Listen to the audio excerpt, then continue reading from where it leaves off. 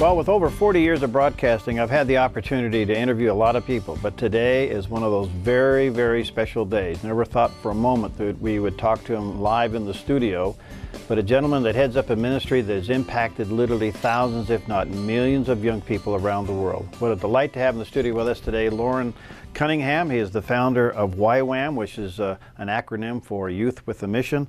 Loren, what a delight to have you here in Medford. Well, it's a joy to be here. Now, you've been all over the world, but you've never been to Medford. How could it? Well, you saved the best till last. Well, why not? Your journey's now complete, right? Yes. Almost. Yeah. Well, what a delight to have you. Thanks for coming by. And we're going to get into why you're here in a minute, but tell us about YWAM. I mean, an incredible vision. Did you ever think it would grow and God would just expand it the way that it has? Well, at age 13, the Lord spoke to me to go into all the world, preach the gospel to every creature. He gave me that scripture. I let others use it. But I felt at that time, as just a boy, that I was to go to every nation. And so in 1999, I went to my last nation, which was Libya.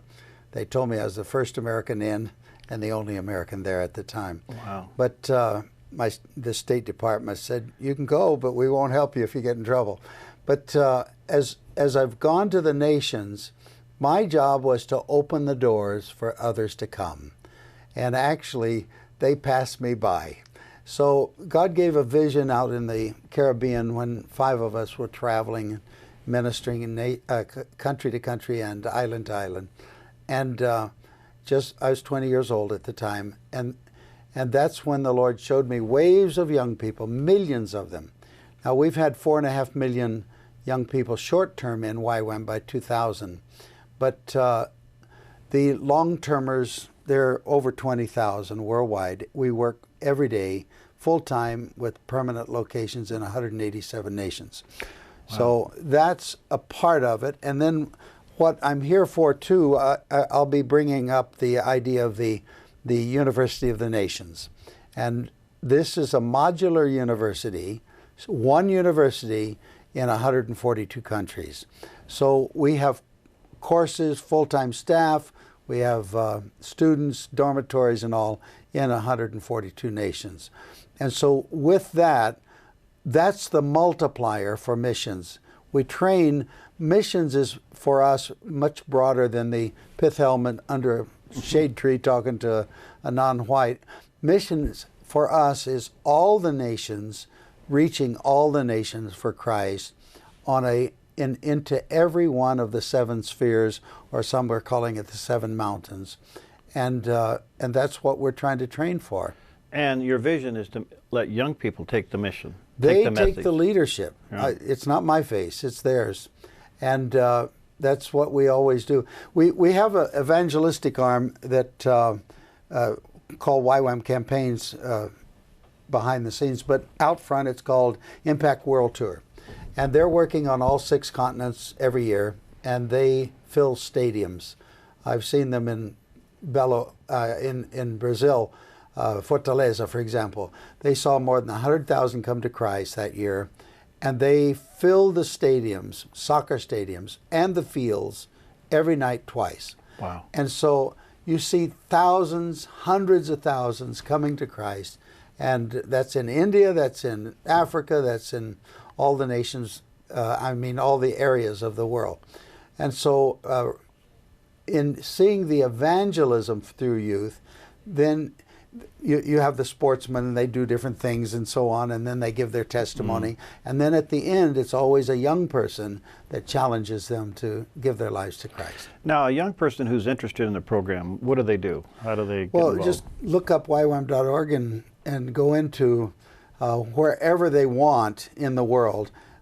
We have all the nations listed that we consider safe to list. We're in a lot of places where security is a big issue. Now, you were telling me a couple of years ago was your 50th anniversary, and you and your wife went to every one of your outposts around the world. Well, we couldn't do that. There's too many of them. We have 1,500 outposts, yeah. But we went to 44 locations where everyone could come together. Whoa. Who wanted to. And so we met with about 30,000, well, by count, over 30,000 of the full-time workers and their families worldwide.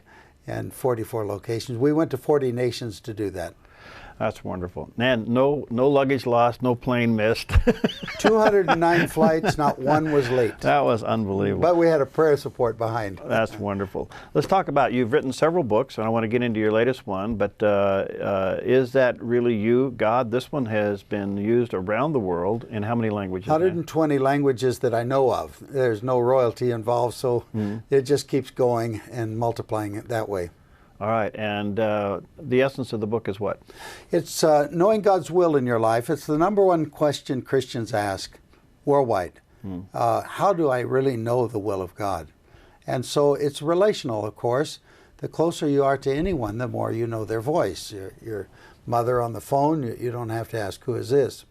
And so that's a simple answer, but you know, there are other voices, and not only evil voices, but there's just echoes of parent voices and other, your own imagination and so on. So it talks about that, but it's all of these three here are in narrative, and that means you tell stories in order to teach the truth of that area. That's what Jesus did. I think he did over 200 questions too. Yeah. All right, your other book, Making Jesus Lord. Again, how's this being used? Well, I began with when I picked up my wife for dead out in the desert. And we'd been in a terrible accident all alone, nobody else around, single car accident, tire blew and car rolled. I was asleep in the back and thrown out. She was thrown out as well. This was, the vehicle had no seat belts. And so I picked her up, the back of her head opened up, and I rolled her into my arms and looked into eyes glassy, open, but not seeing. And it was there that God spoke so clearly to me about, you know, I really have to make him Lord in every area. And did I still want to serve him? And I thought of all the things that I call mine, and I realized nothing is mine to keep except in Christ. And so I gave myself again to say, okay, Lord, I'll give my own life, thinking she was gone. And then the Lord said, well, pray for your wife. A prayer group of 12 ladies in California. I'd never met them. Mrs. Williams spoke up to the others, said, God's just told me we have to pray for the Cunninghams right now. They prayed. Another lady up in Fremont, California, she prayed. I did know her, Bernice. And as they prayed at that hour, 11:20 on Thursday morning, in the morning, sun was hot out in the desert, and my wife shut her eyes and started to gasp for breath. And so out of that experience, the Lord was showing me relinquishing rights is actually our key to the rewards of God's releases of blessing and multiplication and ministries being born. You always go through the cross with every ministry birthed. And so out of Kona, we have 92 different ministries just working on that island. And each one, somebody paid a price to start them. And each one reaching out, whether it's to teens or whether it's to homeless or whatever it is. And so around the world, we have 5 ships, YWAM ships, and they go into the places we couldn't get otherwise. And you just don't have a lot of air transportation everywhere. And so as we go in through that, we take doctors, nurses, and we take sportsmen, and we've had NBA players go into islands, and they light up the whole island when kids, at least if they have TV, they do. Let me just camp on that point just for a moment, Loren. Why do you think there is a principle that if you're going to start a work for God, there is an incredible price to pay, there is a cross to bear? You obviously experienced it. We have here in various ways. Everybody's is different. Yeah. Why do you think that is? Well, the Lord taught me this quite a long time ago in 5 X's. The first is the excitement of the vision. When Peter, James, and John fished all night, caught nothing, and dropped their nets where Jesus said, they caught more than they'd ever seen in their lives. And Jesus turned it then and said, okay, I'll make you fishers of men. In other words, you're going to have a tremendous release of people coming to follow Jesus. And there's excitement when you get that vision, the initial vision. Then there's the experimental phase. Luke chapter 10, that was 5. And in that he sent them out, 70. They came back rejoicing. This is always going to be great. And then John 6, where he said, Jesus told them he was going to go to the cross. And many followed him no longer. It's the exam time. So excitement, experimental, exam. The cross examines our deepest motives. And that's when it's purified, it's purged. You go through things you don't want to go through. The cross is not something, that you gladly bear, as the song says. Right. That's a little optimistic. But you go through it, but then your determination brings you out of it. Like Peter, who denied the Lord, he moved into the executive. That's where he had authority to stand before the multitudes and declare Jesus as Lord. And then the last one is exponential growth, which is multiplication. And as long as you keep releasing people instead of controlling people, they begin to be more spiritually entrepreneurial. They create with God new ministries, but they go through it. I watch it happen all the time. Boy, that's a sermon right there. Let's get into the other one, daring to live on the edge.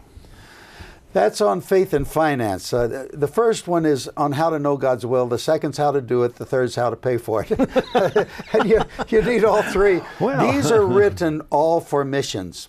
And that's my life. Everything we do, everything from a calendar to whatever. And it's how to multiply to finish the Great Commission in this generation. And so finances, we are not great fundraisers. This is, you don't see YWAM out there. I would just rather have a root canal than ask for money. Oh, yeah, me too. Except in the will of God, and there are certain times, just like Elijah had to say to the widow, give me all you got. Yeah. And I think, oh Lord, don't test me that way. Yeah. But watching, and all of the people in YWAM, none of us, me, none, have salaries.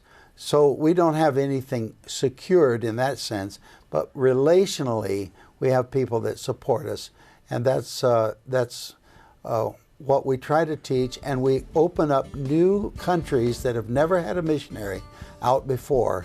I got to pray over the first 42 from the Soviet Union after that opened up. Wow! And I just watch this happen around the world, and they have to learn to walk. They go through the cross and out the other side.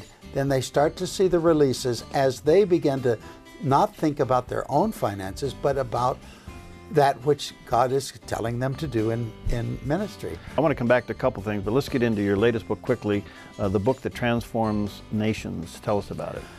After I'd gone to every country in the world by 1999, I felt I saw something so clearly. When the Bible became fundamentally involved in the foundations of a nation, that nation had an advantage over all nations. And I can name them off, and I do in the book, different chapters, like how Korea became the 10th richest nation on earth in one generation. That's just unheard of until you see the role of the Bible that literally united the nations during their time of oppression, great oppression, and war. But you can also see the story of Switzerland and Germany, and you go on and on through the nations, and where the Bible got into the fundamental parts of the. I was invited to speak with the King of Norway, visiting, and I asked him why Norway was the richest nation on earth per capita. They have one of the highest educational standards, and also they have the greatest freedom. When in his grandfather's time as a boy, they didn't have freedom. You had to ask the government to go from one valley to the next. Why were they one? They were the poorest country in all of Europe and one of the poor countries of the world. and they had 90-some% illiterate. How did they change in just that period of time? He says, Loren, he's animated, King Harold. And he said, Loren, I don't know. And so I said, do you mind me giving you my ideas? So I told him about Hans Nielsen Hauge and how that boy at 25 didn't know how to read or write. Somebody gave him a Bible and said, this is for every area of life. Wow. They could have said, this will get you to heaven, and it will. But it's more than that. It's for every area of life. And so he began to preach, went into prison 10 times because he couldn't do what he's doing. And last time was 10 years. And they broke his health. He died at 53. But during that time, he laid a foundation of a true revival of the people that he'd tell them all, learn to read, teach your children to read, teach the Bible in your home to your friends. Wow. And that became a great movement. His 40 books that he wrote in prison, they were read by 1/4 of the whole population. How the Bible teaches you how to educate, how the Bible teaches you how to do work and marketplace and so on. And that transformed that nation into what it is today.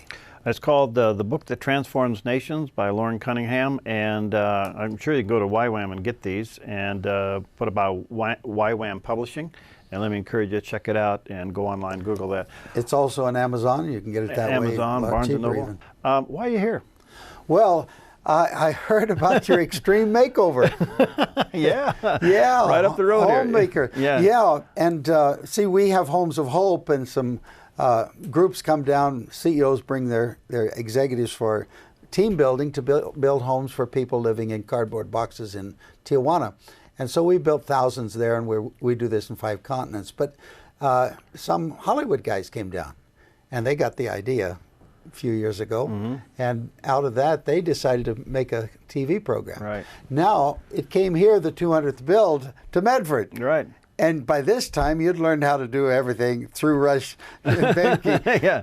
You could do things that, we build all of our buildings around the world by mission volunteer builders. Wow. They just go out short-term, build, and come back, and so on. But I could just see, we're building our campus there in Kona. We send out 1,000 every year into every continent of the world. Every year they go. They're just going this week now to Africa, Asia, all over the world. And so that's something that happens all the time, every quarter. But we need 2 more dormitories, 100 beds each. Mm. We are growing. We can't hold them all. They are multiplying. Our staff is almost 700 now there in Kona. And we're training people to be missionaries in every category of life. Wow. So we need buildings. And we need a new cafeteria. Our original kitchen was built to feed 100 people. We fed 62,000 meals just in 1 month alone. And so we are eating outside, like Jesus in the multitude. Well, it is Hawaii now. It's Hawaii, but it rains in Hawaii and there's sun up there. Yeah. And so we're building a cafeteria. Right. But one of our areas of ministry is training people to go into Hollywood. We've put over 200 into Hollywood. My son is a Hollywood film director, has done films for Disney and Fox and Walden and others. And as he always takes on our interns, that gives them a head start. So this is how more than 200 could get jobs, and then they began to be a part of seeing transformation come. Well, now you've linked up with Rush and Behnke. You're going to go over there and help you, and you're putting in a fairly substantial building, not only with the dorms and everything. Was it 90-something thousand square feet? Everything? Well, 72,000, I think it is. 72,000? Yeah, square feet. And media training? Yes. Film training? Yes, film, media. We record, for example, in Bhutan, our teams went out there, recorded the new, I met the first Bhutanese Christian in 1974, wow. And now there's thousands of them, and one of them is a top singer in the Bhutanese language and culture. So we record her singing gospel, and then we take back into there and spread the music around the country. Loren, where do you think we are in God's time clock? It seems like there is a hand on your back to do more. You're 78. You have no ambition whatsoever of retiring. And Yeah. I told you earlier before we went on the air, I don't find the word quit or retire in the Bible. Well, it's not for God's work. No. I don't know that. No. Yeah, until the Lord takes you. But in terms of timing, 2020 is a big year for me. I believe by that time, with GMO, that's a organization we cooperate with. We do follow up. They see over almost 50,000 a day come to Christ through the internet. Wow. And started by Walt, who was one of the three starters of Apple, and he's a Christian. And so they have up to 1 million hits in a day sometimes of wanting to know about God. So it's an amazing ministry, but they don't have follow-up. So we teach in 97 languages, so our people are fluent in more than that. And they can get on the internet just a few hours a week and do discipleship. And then we try to bring them from the virtual to the actual and introduce them to pastors in areas. We just did this in Mexico a few days ago. And we know where the ones that give us their email, we call them together, and then they begin to have not virtual, but actual fellowship. So we want to train, and we have guys right now. One of our guys has put the Bible on the internet where it never was in 210 languages last year. So this is what we're doing every day, and we're trying to use the internet to get the gospel out, put Bibles on the internet, and Wycliffe is working now. They are announcing publicly they'll have the Bible in every language of the world by 2025. And I've been pushing Roy Peterson, and we meet with them regularly at Wycliffe every month. But we're believing God to finish every language that's over 6,000, having a Bible by 2020. That's what I'm pushing him for. Right. And he whispered to me, he said, I think we're going to make it. But Wow. as we do these projects, it requires the internet, it requires fiber optics. We have at military level, because a man up in Alaska, when he was young, he'd been in YWAM, now he serves the military. And he sent all the cables and his people down to wire our campus. Wow. So we're asking for builders and of all the trades, and electronic people, electric people, and everybody, and to come and do an extreme mission build. You know what's in Kona. so exciting to me is there is a real appetite among young people to get involved. It seems that the younger they are, they hear the message one time, they're ready to go. Yeah. You and I have to hear the same message 3 or 4 times. 7. Okay. They hear it one time, they're ready to sell out and go for God. That's right. Well, this generation is a different generation. I just love to work with them because they are ready to go. They're doing amazing stuff. We give water, pure water, for people that don't have it. We have food programs around the world. We serve children at risk, including orphanages, street kids, and so on, in over 1,000 locations every day. We feed, in one closed country, 72,000 every day. Wow. And so these are things, we don't have the money, but it has to come in, because there is no central pot anywhere in YWAM. Right. There's people interested in that particular country, and they're giving to that particular program or a particular person, and that's the way everything is done. We don't know how many dollars go where. We just know at each location what we have to have. Our legal and financial is at every local area, but everything else is virtual. I only got about a minute left, but how do you handle this pressure? I mean... No, it's not pressure. Everybody handles the pressure, whatever God has given them. And I'm a cheerleader and a door opener, that's all. You've done a great job. Thank you. Well, thanks. I hope your time here is at least a little relaxing, and I look forward to hearing you tonight, and I encourage our listeners and viewers to get a copy of your books, and thank you for what you do. It just sounds like you're just full throttle. Well, thank you, Perry, for what you do. You multiply the message. Well, that's thank what you. it's about. Yeah, it's just getting it out. And so anything other than the big building project you're involved in, anything that you personally want to see done besides what you're involved in at the moment? Well, we will help serve anyone, and we would say to you out there, we would like to see you do what the dream is that God's put in your heart, and we'll help you do it. We'll help you train for it, and we'll not cling to you, but serve you into the nations. And that's what we want to do. That's what we are here for. Well, check it out, YWAM.org, and let me encourage you to get involved in this ministry, support it, see what God has for you.